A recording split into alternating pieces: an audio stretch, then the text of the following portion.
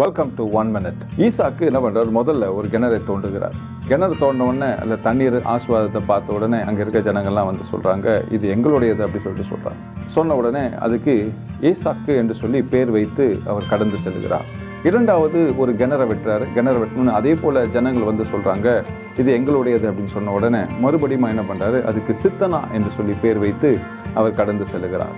மூன்றாவதாக ஒரு கிணறை தோன்றுகிறார். அந்த தோண்டின கிணறுல நிறைய ஆசீர்வாதம் இருக்கிறது, ஆனால் யாரும் வந்து டிஸ்டர்ப் பண்ணல. உடனே அதற்கு ரெகபோத் என்று பெயர் வைக்கிறார்.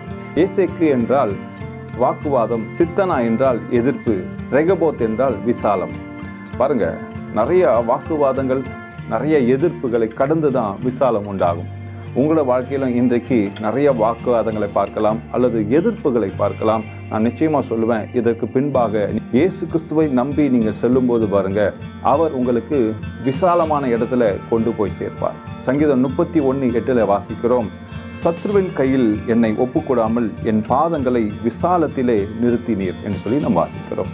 கர்த்தரை விசுவாசிங்க, அவர் நிச்சயமாய் இந்த வாக்குவாதங்கள், எதிர்ப்புகளை கடந்து விசாலத்திலே உங்களை கொண்டு போய் வைப்பார். இந்த வீடியோ உங்களுக்கு ஆசீர்வாதமாக இருந்துச்சுன்னா மற்றவர்களுக்கும் ஷேர் பண்ணுங்க. கர்த்தர் உங்களை ஆசீர்வதிப்பாராக.